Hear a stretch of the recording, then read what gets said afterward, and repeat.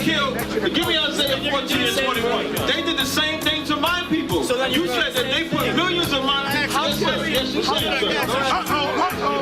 Should a murderer go to jail for murdering? Absolutely. Should a thief go to jail when he steals? Absolutely. Should a robber pay back the money he robbed? Absolutely. So why shouldn't the white man pay for what he did? That's right. That's right. You'll see just how it feels. Payback is a dog. It's a dog. Payback is a dog. It's a dog. Payback is a dog. It's a dog. Payback is a dog. It's a dog.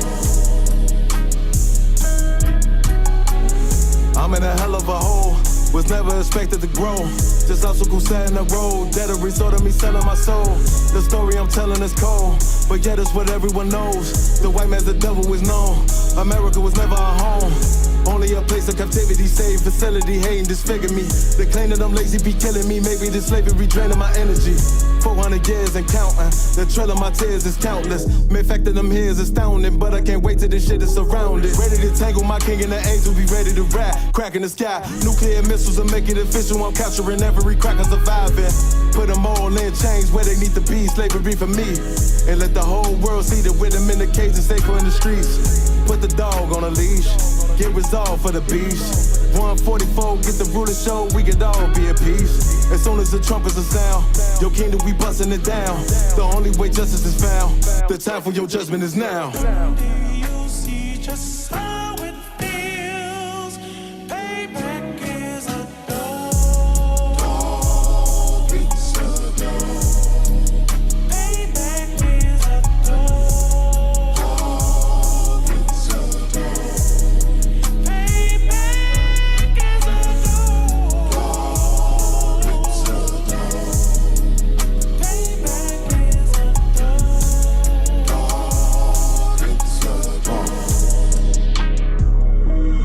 Look, ain't no remorse in my blood slim. It won't be no compromise. Now it's time to feed the worms. Watch his body turn to flies. I clutch iron while you trust the lies. The next Glock I buy gon' be Gen 5. I get it customized.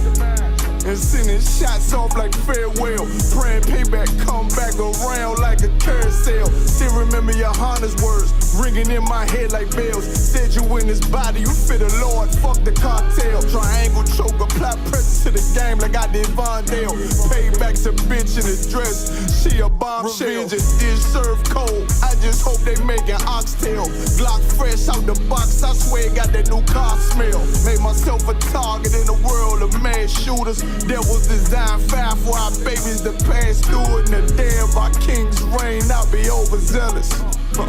They bought my jealous, I bought brand new parabellums. You'll see just how it feels. Payback is a dog. It's a dog. Payback is a dog. It's a dog. Payback is a dog. It's a dog. Payback is a dog. It's a dog.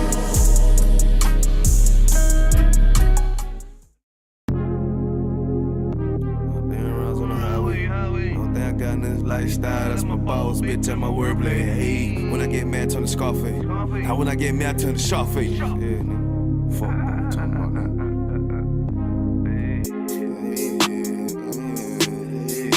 Hey, tell me how it is, tell me how you feel, tell me what it is, tell me what you wanna do. Put sad boy plotting on who? I done seen it all before I came through. Must well understand, nigga, I'm in the truth, lame ass nigga. But these crackers tryna shoot shit my way. 100 down rides on the highway. Only thing I got in this lifestyle, that's my boss, bitch, and my wordplay. Hey, when I get mad, turn the Scarface. Now when I get mad, turn the Sharface. Yeah, I'm up in South Beach with this shit, nigga, Miami. Fuck on me. Tell me how it is, tell me how you feel, tell me what it is. I'm always in the field, always dressed to kill, nigga. What the fuck you talking about? But you pussy boy, but you ain't talking about nothing, but you ain't making noise. You ain't on that shit thought you was. Who the fuck these niggas thought they was? They don't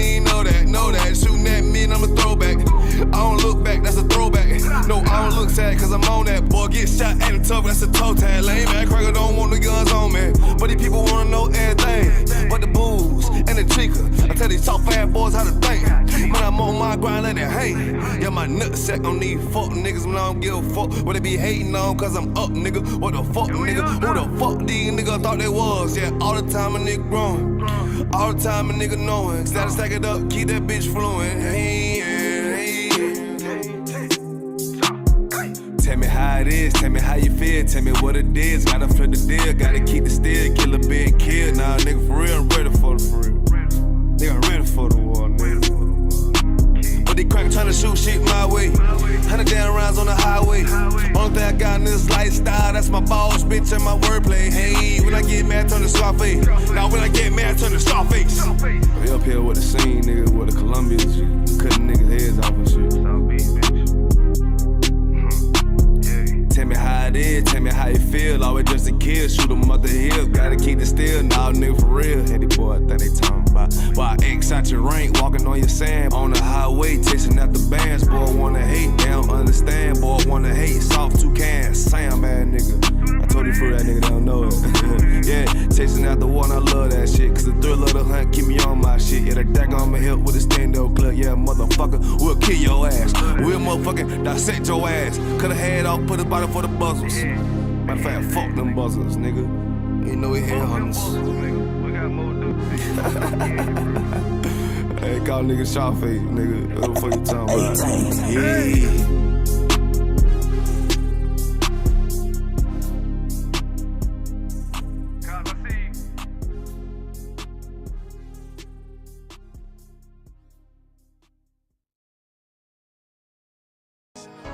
Any man give his life for Yahweh Shai, Mashiach, and Christ, and fall up under that UPK banner.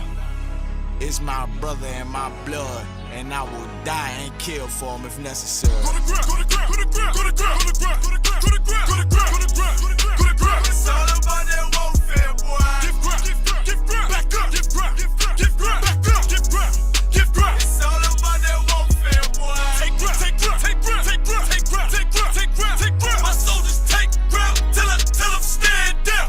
Take ground, take ground, take ground, take ground, take ground, take ground, take ground. My soldiers take ground till them stand down. Take ground, take ground, take ground. Now this ain't no movement, this a takedown. We will not be moved or intimidated. We ain't the type.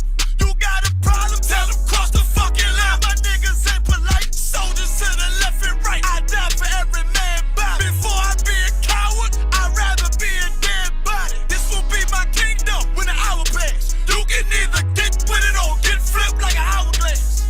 We live by honor and no excuse. Just sit to pray up to the Lord.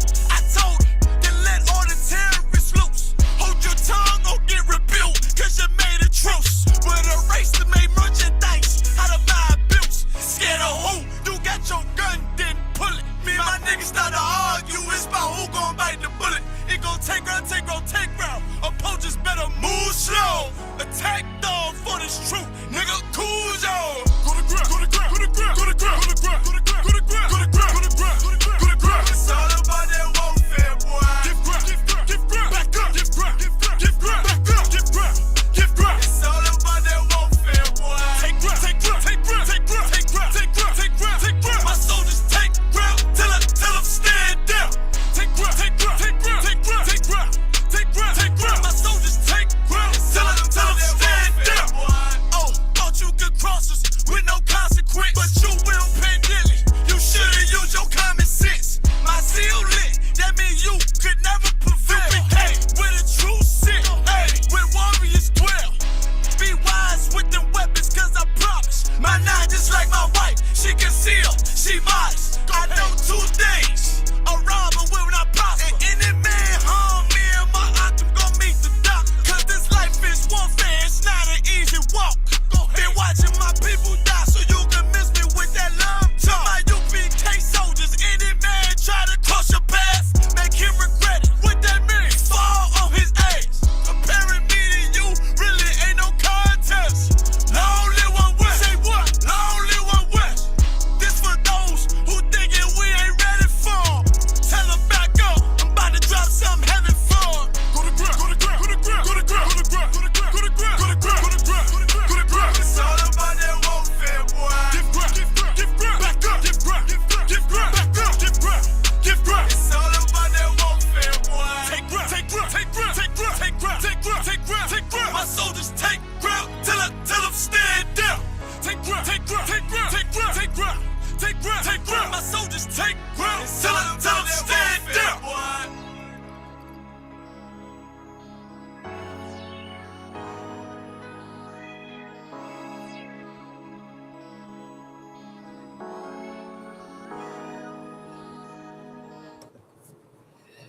All right. Shalom, Israel. You live with the Israelite School of Universal Practical Knowledge.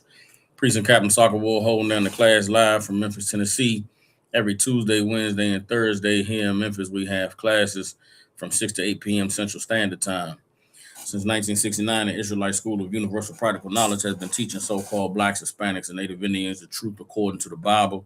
What is the truth? The truth is that so-called Blacks, Hispanics, and Native Indians descend from the greatest people that have ever walked the face of the earth. The Bible identifies us as the lost 12 tribes of the nation of Israel. And in the year 2026, there's nothing more important than for God's chosen people to learn the truth of who we are, where we come from, and what our purpose is on this earth. And what we like to do with these classes is give brothers and sisters an opportunity to go into this book called the Bible, to learn the knowledge, wisdom, and understanding that the Most High has placed inside of this book, so that we can come back to being the people that He called us to be, and reclaim our righteous place on the earth as kings, priests, princesses, and daughters of Zion.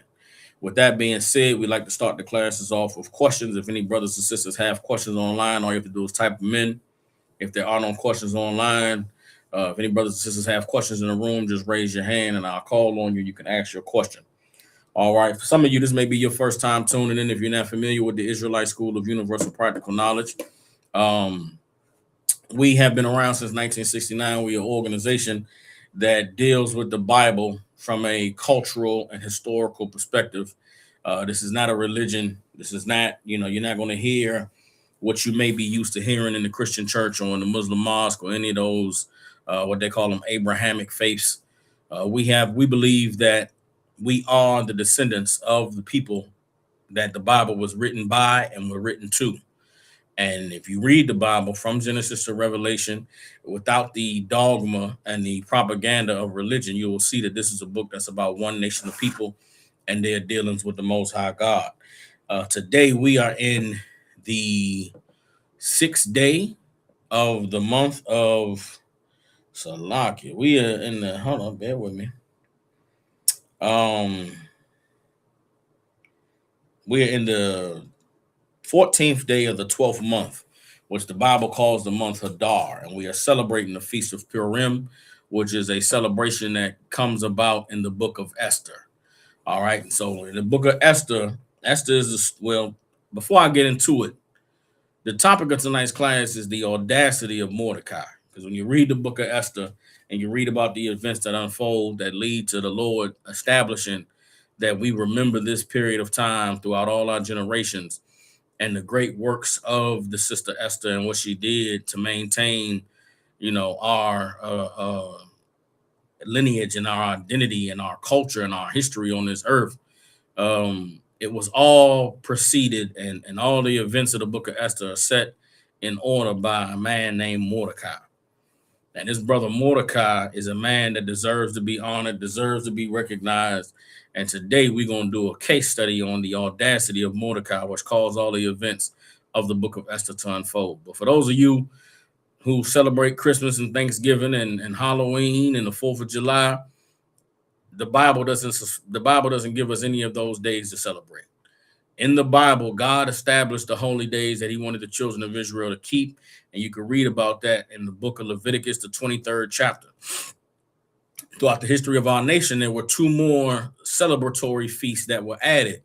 One of them is the Feast of Purim that you read about in the book of Esther. The other one is the Feast of the Dedication, which the world calls Hanukkah. We call it Hanukkah, and it comes out of the book of 1st and 2nd Maccabees in the Apocrypha. The Apocrypha are the 14 books that were removed from the 1611 King James Bible around the year 1800 by the Protestant Reformation. I have an Apocrypha here. This is large print from the Holy Bible, 1611 King James Version. The Apocrypha contains the 14 books that were removed from the Protestant Reformation. It's the part of the Bible that exists between the end of the Old Testament and the book of Malachi and the beginning of the New Testament with the book of Matthew. And so in that record of what occurred during the days of the Greeks occupying Israel and colonizing us, there's a story of the Maccabean Revolution, which is reported in the book of 1st and 2nd Maccabees, when they took the land back from the Greeks, kicked their oppressors and colonizers out. They had a celebration to rededicate the temple that the Most High, that Solomon had built, and they had an 8-day celebration. So those are the high holy days that we celebrate. We keep the feast. We celebrate the Feast of Purim. We celebrate Hanukkah. We celebrate the Passover, which is coming up April 4th in Houston, Texas. You understand, the Passover was a mandatory family reunion that God put in the Bible in Leviticus 23 for all Israelites to gather in one place once a year to remember the great work that the Lord performed in delivering our ancestors out of the land of Egypt. You know what I'm saying? Once upon a time. Most High delivered the children of Israel out of Egypt. He said, forever, wherever you go on the earth, once a year, y'all got to come and gather together to keep the Passover and remember what the Lord did in delivering us out of the hell that was slavery in Egypt. And it's important today because we are in the hell of the child of Egypt. You understand? The child of Rome, which is America.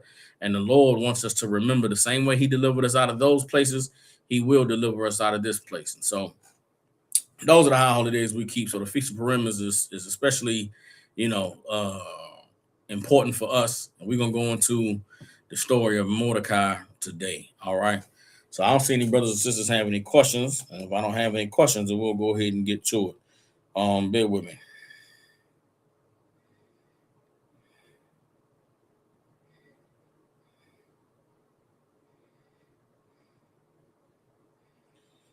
So first, let's go ahead. Let's start early in the book of Esther. Let's get the book of Esther and let's get chapter 2 so we can get some background on who this Mordecai was. All right.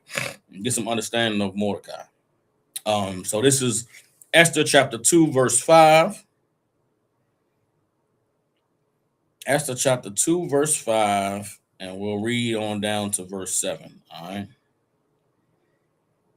Actually, we'll just read Esther 2, 5, and 6, and then we'll drop down. So for this class, I'm going to try to not take too much time discussing Esther and the thing that she did. I want to focus really on Mordecai and the role that he played. Now, so this is going to be a background. This is going to be me giving a synopsis of the book of Esther, right?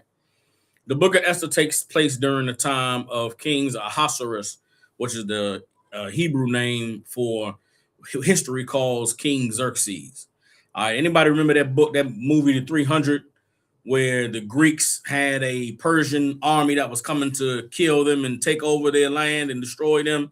The king during that time in history is known as Xerxes. Xerxes was the king after Darius in the Persian Empire. So if you go into history, you read about the rise of the Persian Empire. There was a king, there's a King Cyrus of Persia. There's a King Darius of Persia. And then there's a King Xerxes, Xerxes the first. Xerxes the first is King Ahasuerus in the Bible. All right. During the reign of Xerxes, there was a feast that he threw for everybody in his palace, right? So just like today, Donald Trump is building a ballroom in the White House. And this ballroom is going to be for parties that the president wants to throw. Donald Trump believes he's going to be president forever till he dies, right? So Donald Trump wants a ballroom where he can invite all his friends to come party and hang out. But really, this is what you need to understand about those high society, elite type of people. When they throw a party, it's not for you to just come and have fun and hang out and, get drunk and bag a fine woman. It ain't like going to the club. You get invited to these invitation only type of parties. It's for you to come and pay homage to whoever's throwing the party. And these rich elite type people throw parties. Like everybody talk about these Epstein parties. These Epstein parties were not come hang out, get drunk, and have sex with young girls. These parties were also come and let's do some business. Let's make a deal. Come and drop off a donation. Come and, pay me and ask whatever you want to ask of me. Come to this party, bring some money, and we'll see what deal we can work out. And that's what this party that Xerxes threw or Ahasuerus threw at Shushan the palace in the book of Esther, the first chapter. He had a celebration and he wanted to bring out all his friends and show how glorious his palace was. And part of the festivities was him putting his wife on display, his Queen Vashti. And they said Vashti, thought she was just a fine ass woman. And she used this opportunity that Xerxes threw a party to stand him up. She decided that she was not going to be put on display. She was not going to come to the party and mingle and say hi to everybody so everybody could. She wasn't going to be the candy on his arm at this feast. Vashti not showing up to this party sent a signal to all the other elite, powerful men at that time that a woman could just do what she wanted to do. And it was a bad thing that happened during this time. And all of Xerxes and advisors and the men that gave him counsel came to him and said, look, man, it's a bad look you threw this party and your woman didn't show up. You're going to have to get Vashti up out of there, man, and get you a new woman, because if we don't do nothing, it's going to send a message to women that they could just rebel and revolt against their man, and there's no consequences. So Ahasuerus really didn't want to get rid of Vashti. He was head over heels. Vashti was the best thing that happened to him. But his advisor said, you got to get rid of her. So he got rid of her, which began a search for the next queen for Ahasuerus, the next queen for Xerxes. And that's where Mordecai comes in. A decree is put out through everybody that's in the empire of the Persians. If you got daughters or nieces or women that are young and fine and look good, now is the time to bring them before the king to maybe have a chance for her to get chose. You understand? And this is not, don't think of this like men trying to sell their daughters or sell their nieces or sell their young women in their family. This was like a prideful thing. Who would imagine a decree goes out that says, who's the most beautiful woman in the kingdom? All these nations and all of these ethnicities and all of these people think that they are the most beautiful on the planet. Bring your beauty to be on display before the king. And one day the most beautifulest woman of all the people will be chosen. It was like that. It was like a beauty contest. But the reward for the beauty contest is that the finest woman is going to become the queen of the empire. And so that's where Mordecai enters into the picture. And we're going to start at Esther chapter 2 and verse 5. All right. So this is Esther chapter 2, verse 5. As we go through this, if anybody has any questions, all you got to do is just ask it online and we'll stop and we'll address your questions. All right. But let's go ahead. We're going to get to the book of Esther chapter 2, verse 5. Now I got to find Esther. Hold on, bear with me. That's the one of them books that be hiding between Ezra's and Chronicles and Proverbs. Bear with me. Hold on. Okay, so Ezra, Nehemiah. Okay, I thought it was before Job. I thought Esther was before Job. Esther is before Job. All right, boom. Here we go. All right, Esther chapter 2. And we're on verse 5. This is important to understand who Mordecai was, where he came from, and why Mordecai had the audacity that he did. All right, so this is Esther chapter 2, verse 5. It said, now in Shushan the palace, there was a certain Jew whose name was Mordecai, the son of Jair, the son of Shimei, the son of Kish, a Benjamite. Right? So Mordecai is from the tribe of Benjamin. Today, the Benjamites are the brothers and sisters descended from the West Indian islands. So you see what type of man Mordecai was, right? Verse 6, it says, who had been carried away from Jerusalem with the captivity, which had been carried away with Jeconiah, king of Judah, whom Nebuchadnezzar, king of Babylon, had carried away. All right. So Mordecai was of the generation of Jews that were taken captive to Babylon. What does the Bible tell us about the generation of Jews that were taken captive to Babylon? Who were these people that the Babylonians saw fit to bring into their empire, that they saw fit to bring into their world to be conformed, to be the, representatives of Israel in their land? Imagine the Israelites that got carried away captive into Babylon were the high-class Israelites. They were the government. They were the engineers. They were the mathematicians, the high society cultured people. The peasants and the slaves and the people that, didn't really have any societal value beyond their physical nature were not taken away captive into Babylon. And we're going to read about it here in the book of 1st and 2nd Kings. Give me a second to pull it up.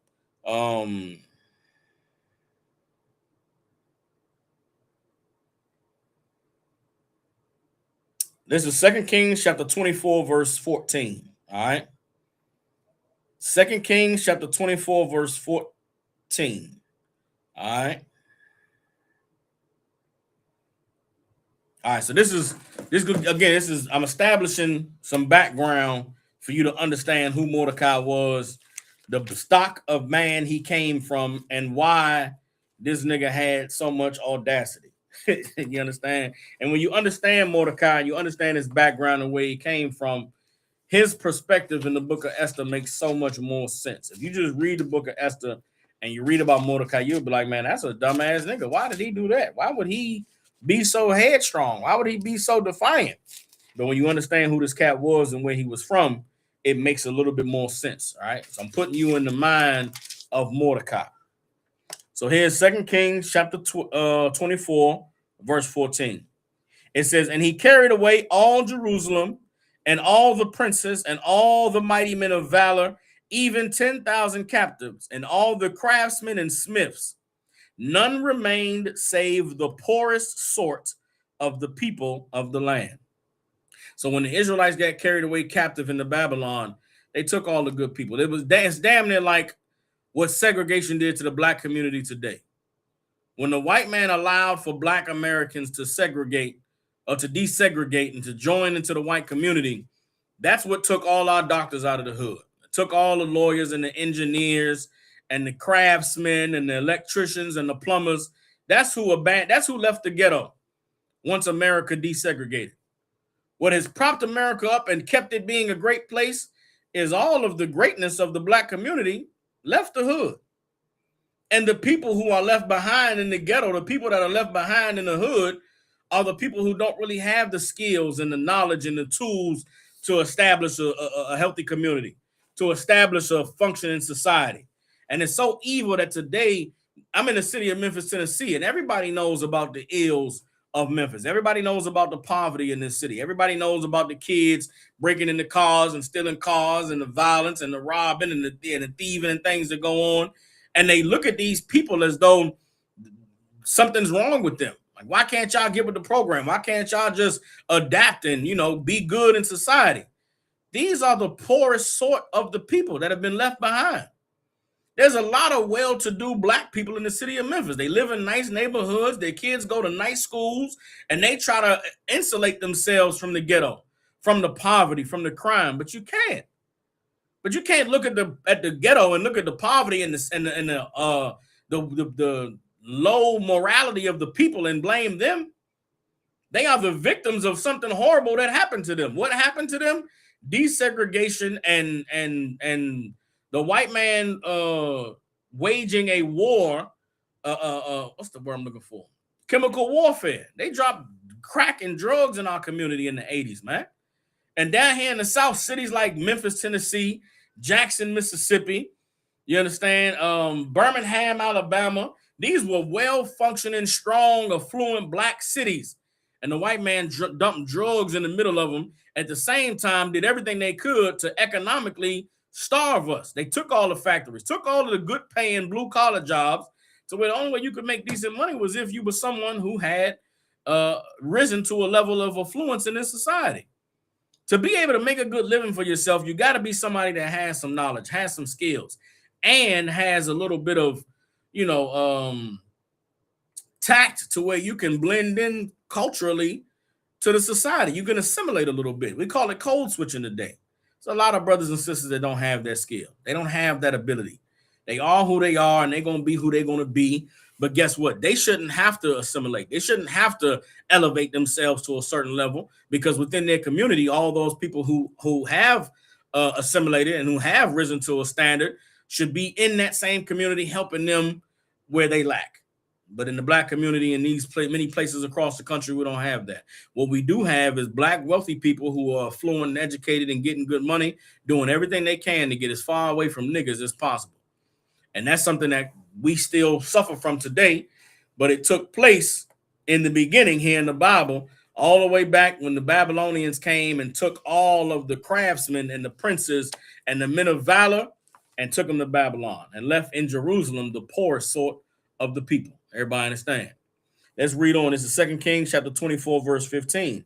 It says, and he carried away Jehoiachin to Babylon, and the king's mother and the king's wives and his officers and the mighty of the land. Those carried he into captivity from Jerusalem to Babylon. And all the men of might, even 7,000, and craftsmen and smiths 1,000, all that were strong and apt for war, even them the king of Babylon brought captive to Babylon. So Mordecai is of the stock of the men of valor, of the craftsmen and the smiths, of the intelligent, educated, affluent of Israelite society that were taken captive into Babylon. Now, after the Babylonian captivity, we know that the Persians rose to power. The Persians and the Medes, right? When the Persians and the Medes rose to power, they conquered the Babylonians. What do you think they did? They took all the smart, all the well-to-do, all the craftsmen that were in captivity in the land of Babylon, and they brought them to Shushan, to the palace. So Mordecai is a man who in his life has experienced captivity under two nations. And now he's in the captivity under these Persians. And a decree goes out that the king is looking for the baddest, most finest woman in all the land. If you and your people think that your women are the most beautiful and the most finest, then you need to represent and come on out to the king, search for a queen. And only the finest, baddest women will do. Well, what do you think Mordecai did? Mordecai is an Israelite from the tribe of Benjamin. And what do Israelite men know about our women? We know our women are the finest, baddest, most beautiful women on the planet. So when this decree went out, what do you think Mordecai did? Let's read Mordecai, back in Esther chapter 2, we read now verse 7. It says, and he brought up Hadassah, that is Esther, his uncle's daughter, for she had neither father nor mother, and the maid was fair and beautiful, whom Mordecai, when her father and mother were dead, took for his own daughter. So it came to pass, when the king's commandment and his decree was heard, and when many maidens were gathered together unto Shushan the palace, to the custody of Haggai, that Esther was brought also into the king's house, to the custody of Haggai, keeper of the women. Everybody understands? So when that decree went out, Mordecai said, Esther, come on, baby, let's show them that God has blessed us with all of the beauty and all of the grace and all the wonderful things on the earth. And Mordecai gave Esther to Haggai and said, listen, man, we the Israelites, or we the Jews, or we the Israelites, and this is one of our daughters, and she's going to prove that she's the finest in all the land. Lo and behold, the prince, King Ahasuerus, who history calls Xerxes, goes through his search, and he finds that this Esther sister is the finest, most beautiful woman in all the land, of all the different races, and it's like a Miss Universe competition. And Esther, a daughter of the tribe of Benjamin, was deemed to be the most finest, and her reward was she got to marry the king. And that's how we start the book of Esther. Everybody understands? Now, what do you think that confirmed for a man like Mordecai? Mordecai, being an Israelite, having been born and raised in the land of Jerusalem, taken into captivity under the Babylonians, brought from Babylon into the land of the Persians. This is a man that has a lot of pride. This is a man that knows that we are the chosen people of God. This is a man that has no doubts in his mind that we are the supreme people on the planet Earth. And it's further confirmed when his niece, who he raised up from a little girl, is chosen to be the king, chosen to be the queen of this empire, because what women are more finer, more beautiful, more graceful than the daughters of Zion. Now let's fast forward to what goes on with this brother Mordecai. All right. So let's drop down to Esther chapter 2, verse 21. It says, in those days, while Mordecai sat in the king's gate, two of the king's chamberlains, Bigthan and Teresh, of those which kept the door, were wroth and sought to lay hand on the king Ahasuerus. And the thing was known to Mordecai, who told it unto Esther the queen. And Esther certified the king thereof in Mordecai's name. And when inquisition was made of the matter, it was found out. Therefore they were both hanged on a tree, and it was written in the book of the Chronicles before the king. Everybody understands? So Mordecai also was a man of honor. Mordecai heard these cats plotting on the king one day, and Mordecai, just think about being at your job or being at a slavery. Again, this is ancient times. This ain't like, today, where, what I'm trying to say. This is not a plot to assassinate the president. This ain't, something grand and major. This is Two cats on the job, mad about their boss, talking bad about their boss. But in ancient times, talking bad about the king is treason. It's something you would die for. And Mordecai, being who he is, he hears something like this. The king is Vashti's husband. So if Mordecai hears this and don't say nothing, it's damn near like he's damning himself. But these cats don't know Mordecai has any connection to the royalty. They don't know Mordecai has any connection to the king. So they talking about, yeah, man, the king think it is and that. Man, we're gonna get him out the way, man. He don't even understand how easy it is to take him out. We be in the palace and doing this and that. I could just catch him one day and, you know what I'm saying, hit him with the poke him up. Mordecai had a plot. Mordecai go tell Esther, hey, listen, I heard these two cats talking greasy about the king. You need to go ahead and let him know he got some cats, you know what I'm saying, on his payroll that's talking greasy about him. And I don't want to see nothing happen to him or you. So you need to go ahead and let him know that I heard what was going down. And Esther went and made the report. Now, the king never knew nothing about it. Esther made the report. They found the two cats out, hung the two cats. They didn't even bother to tell the king. We know that because later on, in the book of Esther, the king is having trouble sleeping one night, and he said, man, go bring me the records. They bring him the records, and he reads about the plot against his life, that Mordecai was the man that alerted the officials and saved his life. You understand? But just to show you, Mordecai was an honorable man, upstanding cat. Everybody understand?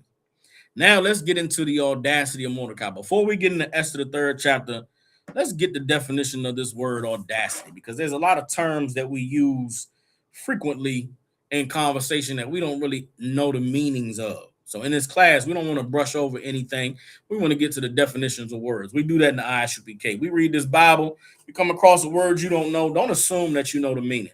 Don't assume because you've heard it before, or you've used it in conversation, that you know what the meaning of it is. We like to get to the meaning of things here. So when we talk about the audacity of Mordecai, let's make sure that we're all on the same page and same level of understanding of what it is that we're talking about. All right. So here's the definition of audacity. It says the quality or state of being audacious. All right. Audacity is the quality or state of being audacious. Now, what does the word audacious mean? I'm going to keep reading. It says intrepid boldness. Audacity is intrepid boldness, like it's crazy boldness. You heard somebody say, you know, who's the balls on this cat? You do something that's amazingly courageous, amazingly bold. That's audacity. Everybody understands. One more. It says bold or arrogant disregard of normal restraints. That's what it means to have audacity.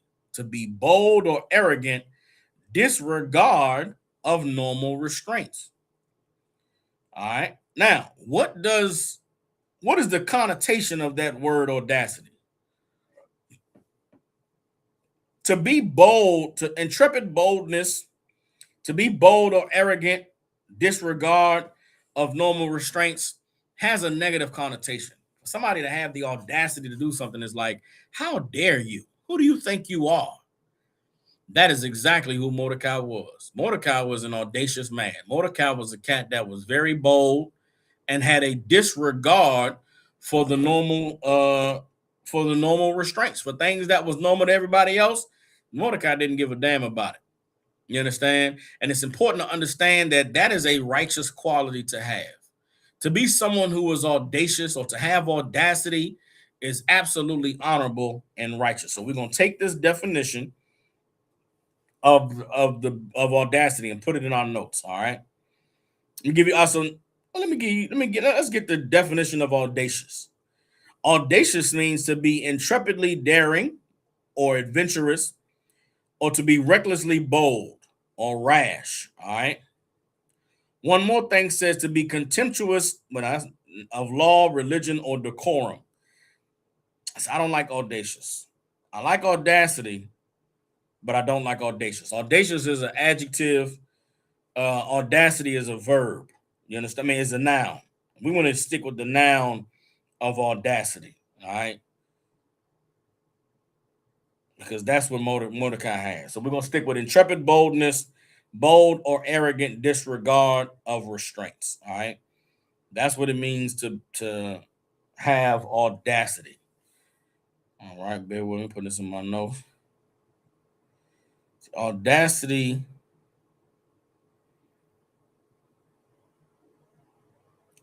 Now, what is a word that we can find in the Bible that means what the word audacity means?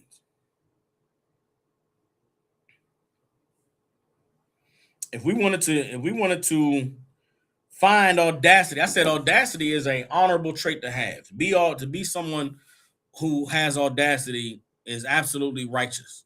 It's zealous for God to have audacity. Somebody give me a scripture that approves that. Or what scripture can we get to show that it is honorable and righteous to have boldness? I got two scriptures in mind. Give y'all a couple seconds to chime in. If nobody chimes in, I'm going to give them to you for time's sake. All right. And these two scriptures that I'm going to get are going to, they are the embodiment of Mordecai. We're going to read in Mordecai. We're going to read in Esther, the 3rd chapter, about a trait that Mordecai had that embodies these two scriptures. Everybody understands? All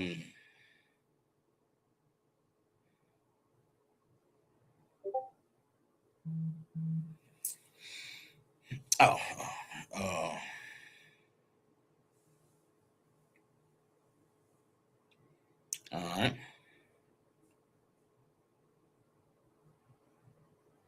Anybody, give me a biblical word for audacity, and give me a scripture that shows that to have the trait, or to have the ability of, or to have the audacity to stand for the Lord is something that's honorable. All right. I don't see anything in the chat, so for time's sake, I'm gonna give you two words that mean audacity. All right. I have the same connotation, same meaning as audacity. It's the word bold and also the word courageous. Everybody understands? Mordecai's audacity is like boldness, and it is like courage. It takes courage to be bold. It takes courage to have audacity. Everybody understands? And Mordecai was a man who was courageous and who was bold. All right. So the first scripture we're going to get is Proverbs chapter 28, verse 1. Let's get Proverbs chapter 28, verse 1.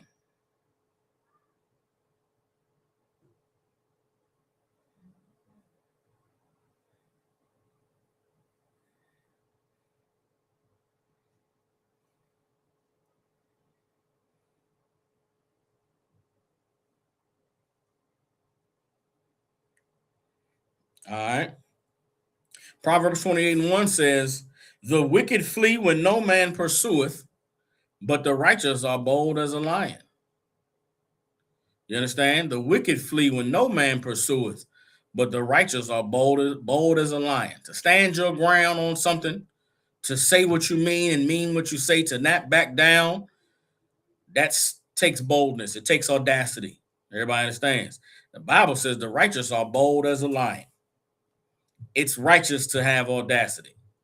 It's righteous to stand firm and to be bold against something that society deems normal. Also, Deuteronomy 31 and 6. Let's get Deuteronomy chapter 31, verse 6. All right. It's Deuteronomy chapter 31, verse 6. Deuteronomy 31 and 6 says, be strong and of good courage. Fear not, nor be afraid of them. For the Lord thy God, he it is that does go with thee. He will not fail nor forsake thee. Everybody understands? To be strong and of a good courage is of the Lord. And we finna read in Esther chapter 3, Mordecai was absolutely a courageous, bold, and fearless man. Everybody understands? So now we got these two scriptures. Let's go ahead and get Esther chapter 3, verse 1, and we'll get into the audacity of Mordecai. Everybody understands? The audacity of Mordecai. Esther chapter 3, verse 1. And we're going to go down to verse 6. All right. Exodus chapter 3, starting at verse 1, and we're going to read down to verse 6. All right. So this is Esther chapter 3, verse 1. It says, after these things, did King Ahasuerus promote Haman, the son of Hammedatha, the Agagite, and advanced him and set his seat above all the princes that were with him. So in the palace, there was a man named Haman. And Xerxes said, Haman, you are the prince of all the princes, man. I'm raising you up to be my right-hand man. So this is a man who the king has acknowledged as being his right-hand man. You understand? And as we're reading about Haman being raised up, I want you to think of today. Think of your job. Think of a place where you work or a place that you frequent. And there's a lot of people there. Everybody, vying for position. Everybody wants to be well known, and everybody wants to be recognized, and everybody wants to be credited for their good works. And there are different work environments where, for instance, you work at a job and there's a parking spot that says, employee of the month or president only or vice president only. There's a lot of ways in society we honor status. There's a lot of ways in the society that we pay homage to people who have, earned a position. In this kingdom, in this empire, there was a way that they honored men who earned high status. A way that they honored men who held high position, and it's no different than it is today. But we're going to read about what was set in place for the honoring of Haman after the king came out and said, this man is the prince of the princes. He's my second in command. He's the man in this place. All right, so this is Esther chapter 3, verse 2. It says, and all the king's servants that were in the king's gate bowed and reverenced Haman, for the king had so commanded concerning him. But Mordecai bowed not, nor did him reverence. So the king told everybody, man, when y'all see Haman, y'all bow. Y'all see Haman, you bow, right? And everybody bowed when Haman came through. Everybody except Mordecai. Everybody except this Jew who had grown up in Jerusalem and been taken captive into Babylon, and who had come captive in the Persian Empire. Everybody respected Haman the Agagite except for Mordecai. Why? Why did Mordecai have the audacity to not bow when Haman came through? Well, we just covered that. Mordecai, because he was a Jew, we don't pay homage to no man. We don't bow when no man walked through. You understand? Mordecai refusing to bow when Haman came through the room is like the audacity that many of us have in the truth today. And I wanted to teach this class so that brothers and sisters understand that there are things that we do in our everyday life that is absolutely audacious, the way Mordecai was audacious. For instance, I like basketball. I like football.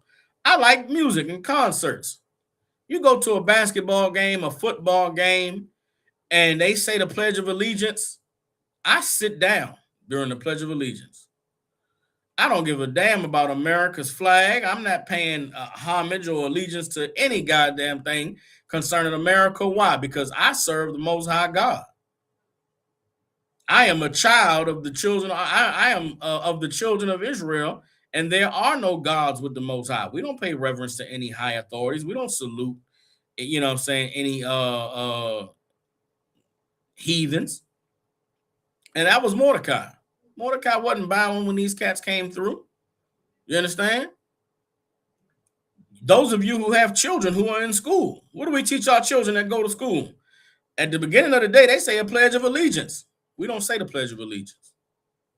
Why? Because we are not pledging anything of ourselves to this society, to this country, to any ornament objects like a flag. So we write letters to the office of the principals and say, listen, y'all going to say that Pledge of Allegiance. Our child is not going to participate, and y'all got to deal with that. What are some other things? Most of us were born and raised in Christianity. We come out of the church. We were celebrating Christmas our whole life. Celebrated Thanksgiving, celebrated the 4th of July. What happens when we come into the truth and learn what the Bible says about the high holy days of God? We stop celebrating Christmas. Jesus Christ was not born on December 25th. Furthermore, they did not. It's against Israelite culture, against the laws of God to celebrate birthdays. So what? We don't celebrate birthdays in the Israelite school of UPK. Our children don't celebrate their birthdays. You understand? We don't celebrate what just passed. Last month was Valentine's Day. We don't celebrate Valentine's Day. Our kids aren't going to be giving hearts and candies and flowers and do you like me letters to other children.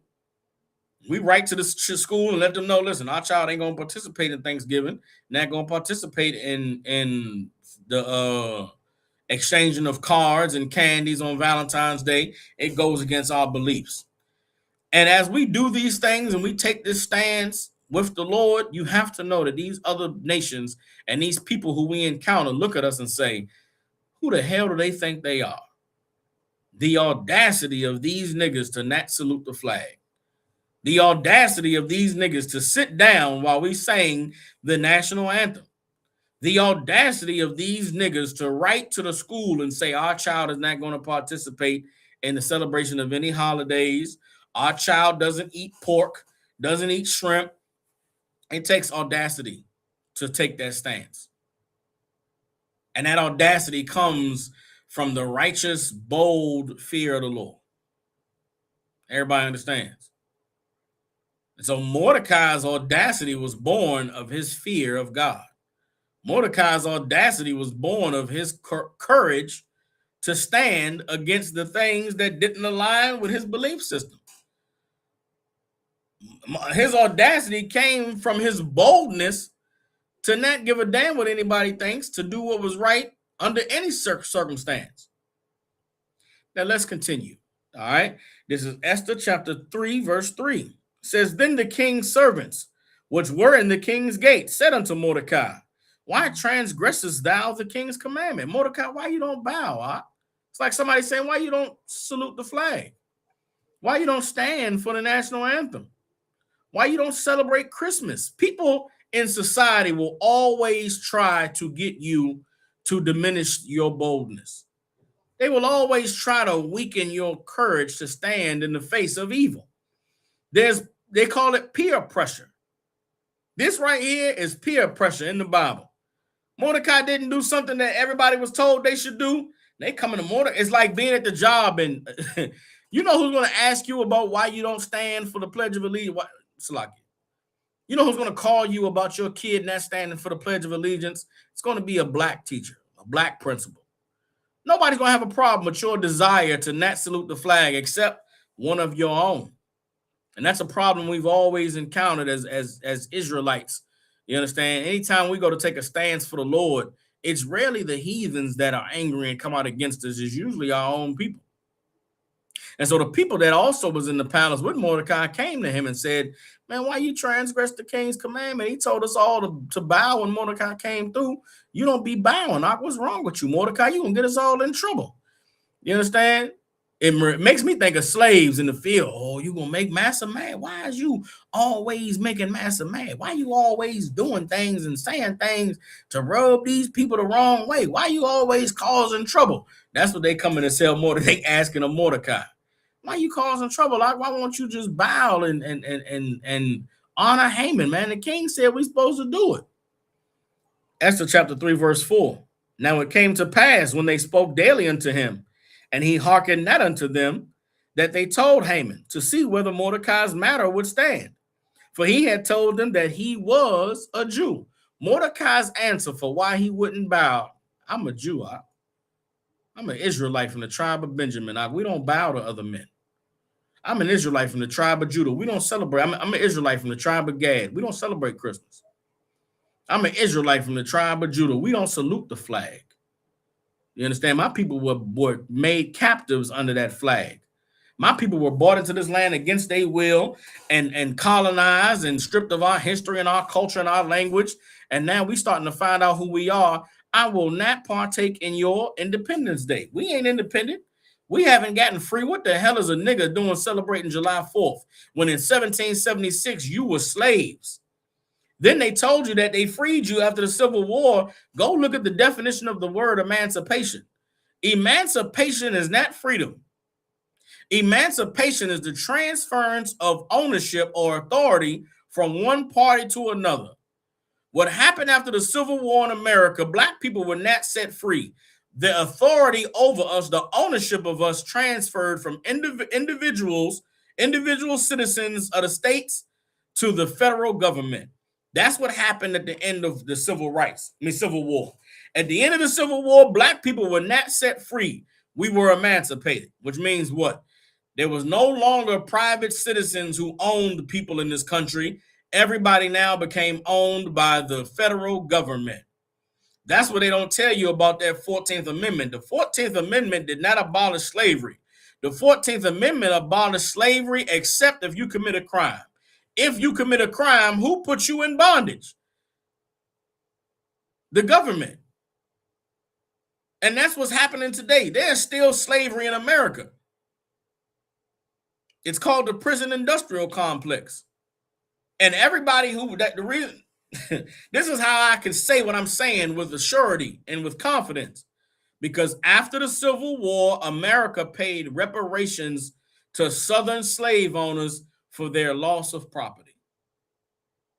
Why would the U.S. pay Southern slave owners reparations for the loss of their property? Because that property now became the property of the federal government. I could keep going. I could take you down the Social Security rabbit hole. Everybody getting the Social Security card, the birth certificate, the ID, and all of that. All of that is tied to the system of we still being slaves. And it's 2026. You black in this country. You might think you free. Go ahead and go try to lead the country. You're going to have a passport. Why do you have to have a passport? So they can identify you, so they can know exactly whose property you are. Who do you belong to? What state do you belong to? Who claims ownership over you? That's all a passport is. It's a freedom pass. Who needs freedom passes? Slaves need freedom passes. Huh? Now, you don't like it. You could disagree. You could say, oh, they Israelite niggas don't know what they're talking about. Or you could acknowledge the truth. You understand? I'm just showing you that it's in the Bible in ancient times. Because Mordecai was a Jew, there was things that he just would not stand for. And bowing down to a man was one of them.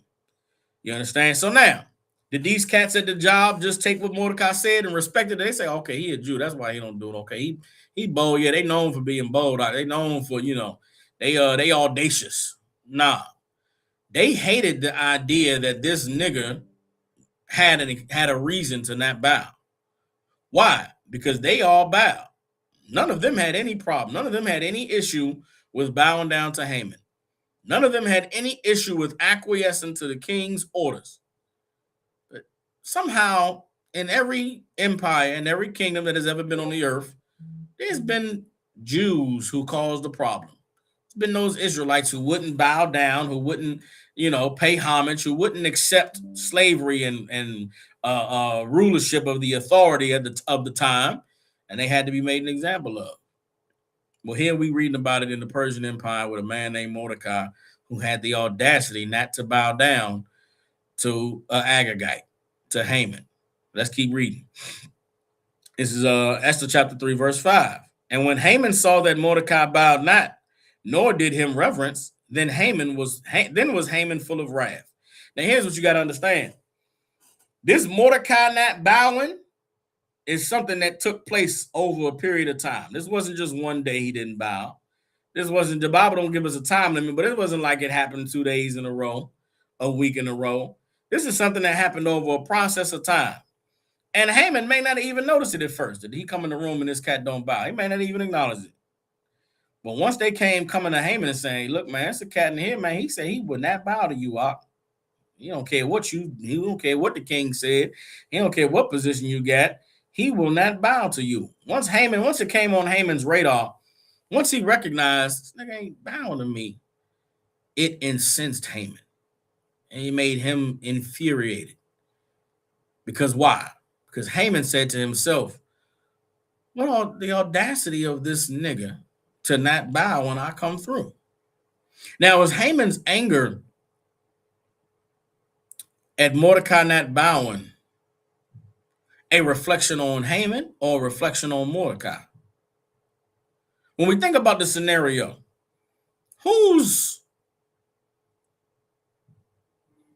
in a position to accept the stance of the other? Here's Mordecai, a man that's a Jew, whose belief system, we don't bow to no man, I bow to God. Only time I bow is when I'm saying prayers. I'm acknowledging the Most High, the invisible God. Understand this. The Most High God of the Bible has been around since before civilization. In every civilization, in every culture that has ever existed on the earth, every people has recognized the invisible God. And if you don't believe what I'm saying, go study it. These cats that go to theologian school, they go to theologian school and learn about all belief systems, learn about all the different gods. They learn about the Greek gods, learn about the Babylonian gods. They learn about the Egyptian gods. You understand? Which is why anybody who is in Christianity that has a theology degree, I don't know how you could be Christian after going through theology school and learning about all of the messianic savior figures that existed before Jesus came on the earth. Like if you're a Christian and you celebrate, if you're a Christian pastor and you tell your people to celebrate Jesus on December 25th, you are an evil bastard. Because before Jesus was celebrated on before they celebrated Jesus on December 25th, they celebrated Horus, which is the Egyptian sun god. Because on December 25th, though, at the winter solstice, the sun sets at the same place in the sky for 3 days in a row. And then on the fourth day after the winter solstice, then the sun begins to set later and later and later. So they say that the sun died, was down for 3 days, and rose again. They celebrated Horus. In the Babylonian religion, they had a god Nimrod that they worshipped, who had 12 disciples, which was the 12 signs of the zodiac that they worshipped. And it goes back into other ancient religions, the things that Christians attribute to Jesus. Now, what do we know, being that we study the Bible? We don't believe in religion. We know that Jesus wasn't born on December 25th. We know that the Israelites didn't celebrate birthdays. They might have celebrated the birth of a child, but a yearly celebration of your age, that is against the law of the Bible. You understand? The Bible, when they try to say Jesus had 12 disciples, we read in the Bible at one time Jesus had thousands of disciples. Jesus' disciples could not be counted for the multitude of them. So there's no way you could say Jesus is the sun god of Egypt. Not the Jesus in the Bible. Jesus in the Bible didn't have just 12 disciples. You understand? Give me some more things that they say. Now, I was introduced to this before I came into truth. All of the things that ties the Christian Jesus to ancient gods. Oh, another thing Christians believe. Jesus was born without his mother having sex. Christians believe that Jesus was born from immaculate conception, meaning the Spirit of God came down and put semen inside of Mary for a baby to form. That is not in the Bible. In the Bible, Joseph spread Mary's legs, cracked that thing open, and left a baby. In Matthew, the 21st chapter, Matthew, the first chapter, starting at the 21st verse, Joseph is worried because he impregnated Mary. Like, what am I going to do?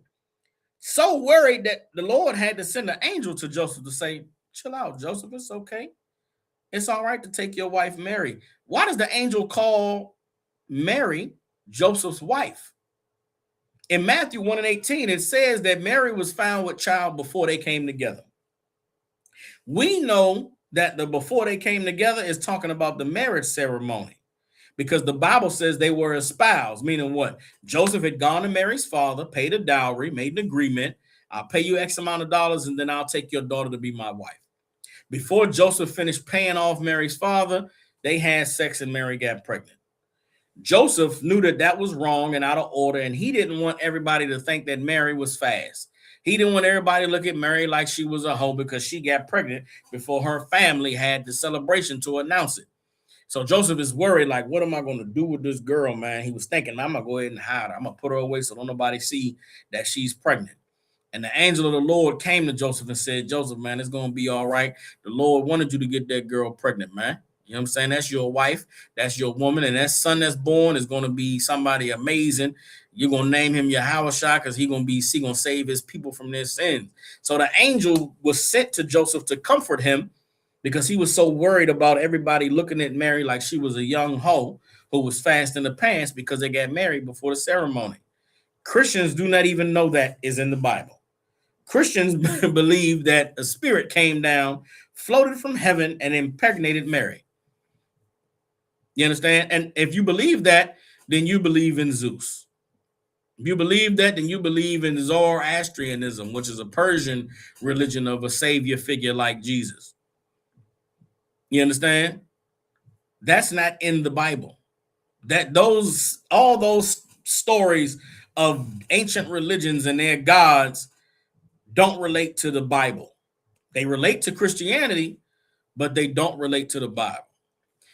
Why did I say all of that? I said all that to say you can go to all those ancient religions, the Babylonians, the Greeks, the Romans, the Egyptians. You understand? Go to the Sumerians. You read about the Sumerian tablets that they deciphered.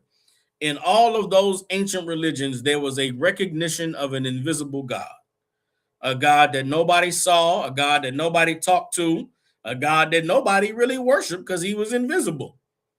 That's the God of the Bible. That's Mordecai's God. You understand? Now, did they respect Mordecai and his God? Did they respect the Jews and their stance to not bow down because of their belief? No, they didn't respect that.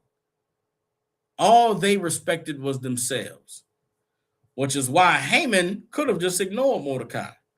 Haman could have just said, yeah, man, he wanted them Jews. Like, he believe in that crazy invisible God. Who cares if he not bowing?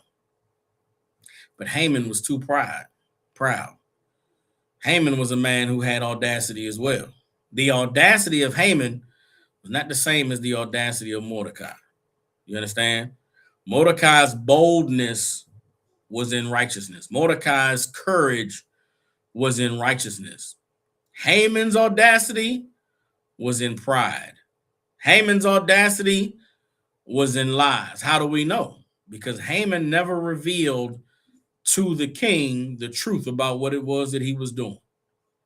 And it took God to reveal the truth about Haman's actions for the king to have a full understanding. And when the king had a full understanding, the king put Haman to death. That's what we read about in the book of Esther. We celebrate the Feast of Purim because Haman had the audacity to think a nigga should bow to him. Haman had the audacity to say, if these niggas won't bow, we'll just kill all of them. We'll get rid of all the Jews and all the problems. Imagine that. Imagine you so mad at somebody that won't bow to you that you plot to erase his entire you erase his entire race off the earth, out of the empire. You go kill all of them wherever they can be found because one man wouldn't bow to you. The audacity of the wicked Haman.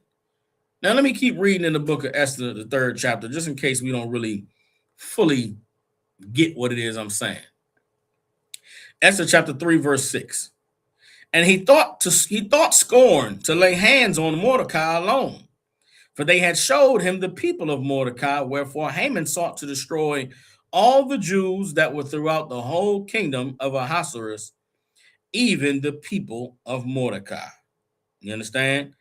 Now let's read and see, how did Haman go about executing his plot to destroy Mordecai by including his entire race of people to be destroyed. So this is Esther chapter 3 and verse 7.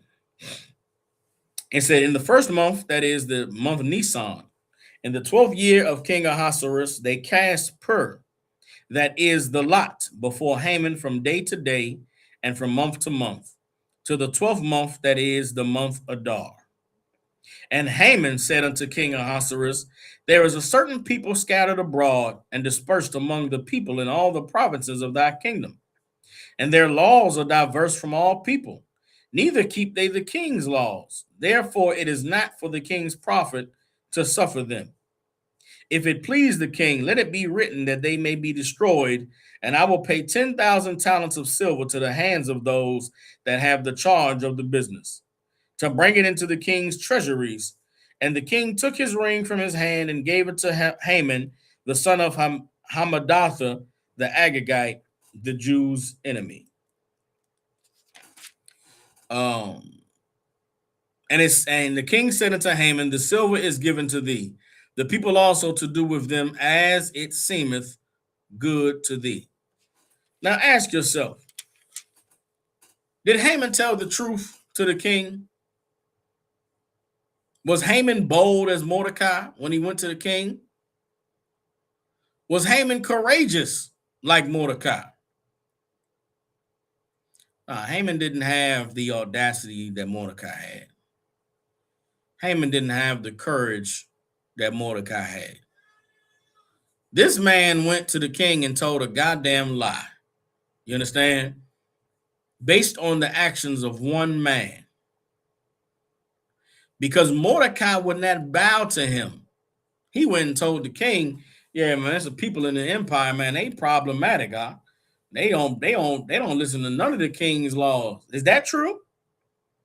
Was Mordecai a criminal?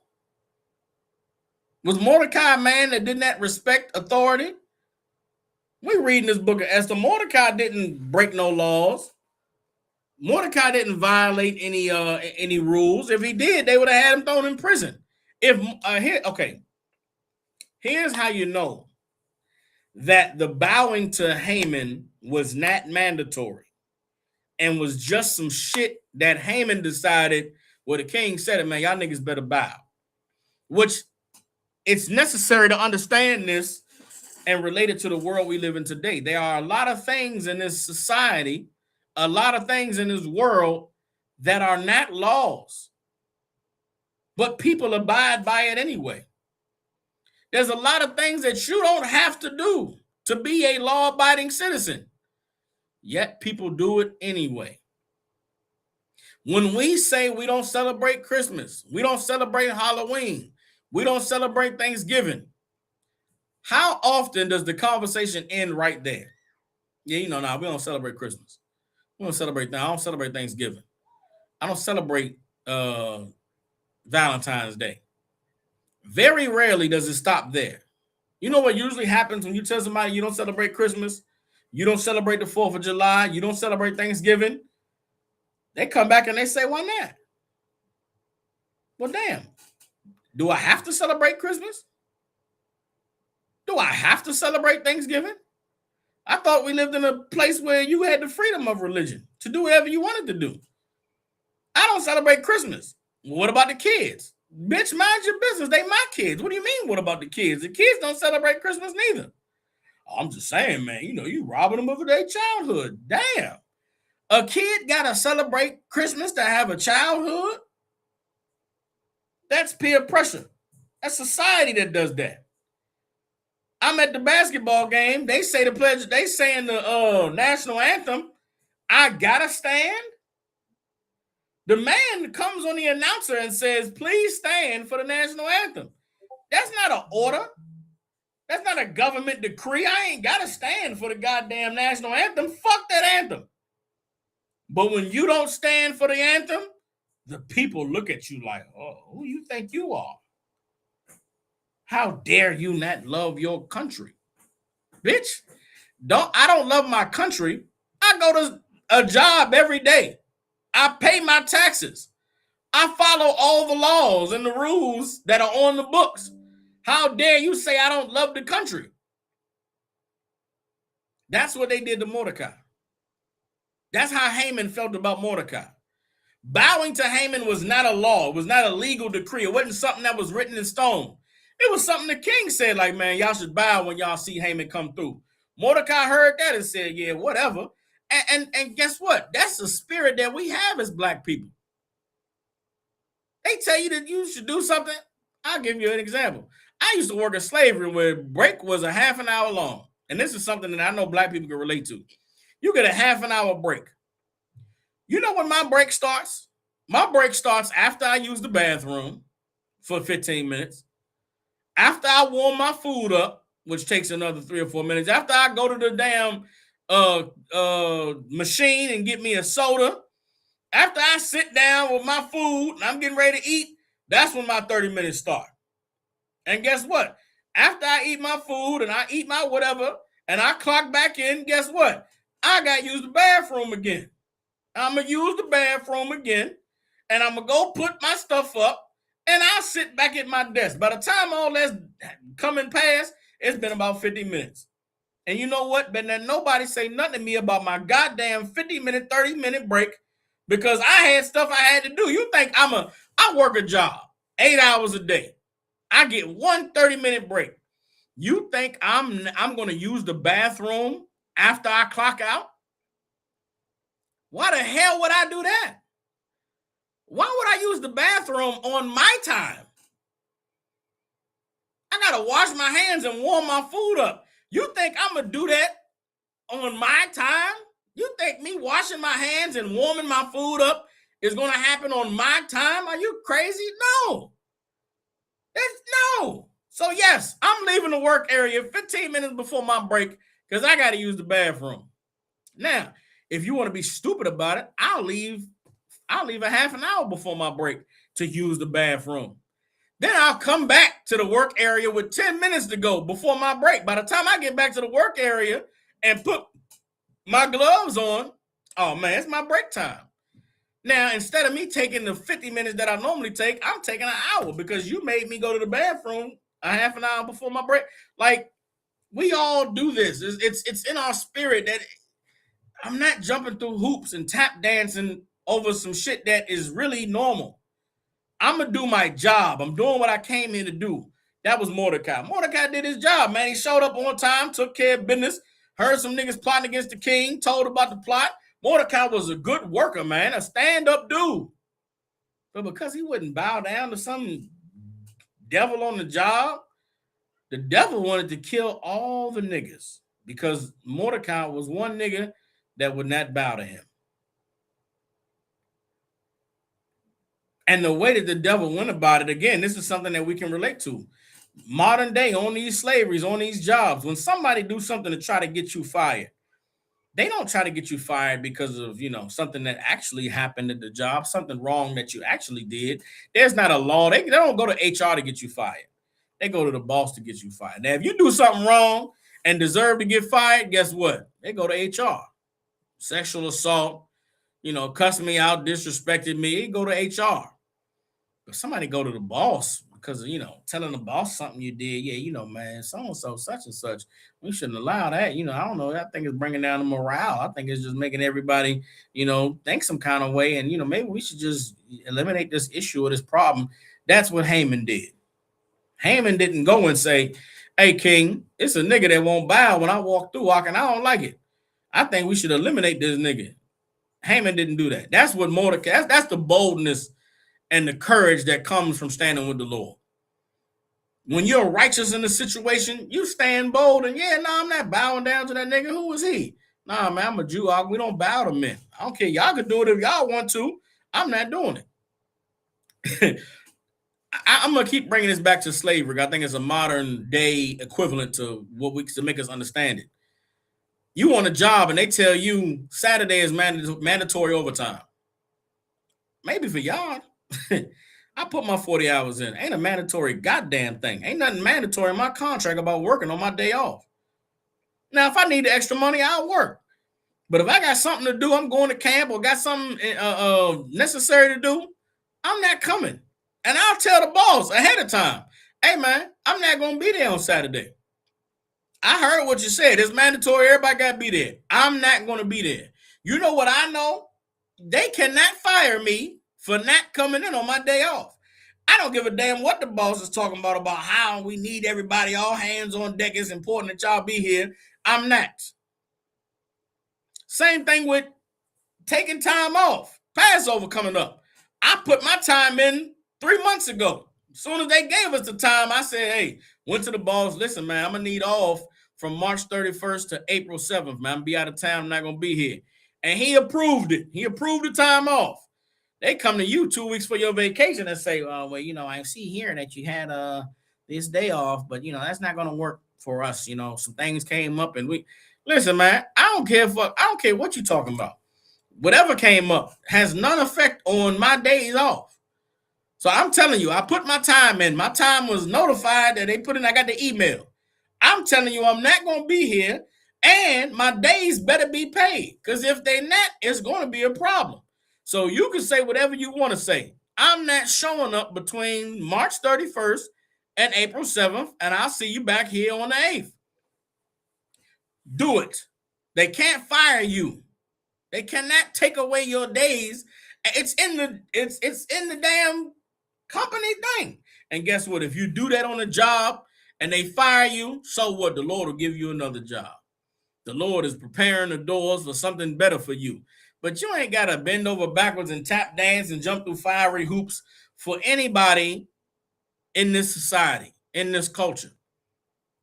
You just do what you told, do what you're supposed to do what's right, then you ain't got nothing to worry about. If the Lord is on your side, you ain't got nothing to worry about. And Mordecai was a man who knew that the Lord was on his side.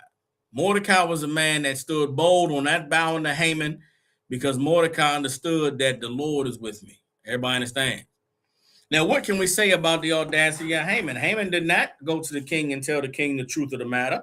Mordecai went and lied and said, all these Jews are people in the kingdom that won't bow to you. They don't respect your laws, and these are people that you need to eliminate. And the king gave Haman, he gave Haman the okay. He said, listen, Haman, do what you want to do to these people. You want to get them out the way. You say they shouldn't be in the empire. You my right hand man. You the prince of the princes. Have your way with them. Everybody understands. Now, what can we say about Haman's methods? What does the Bible say about it? Let me get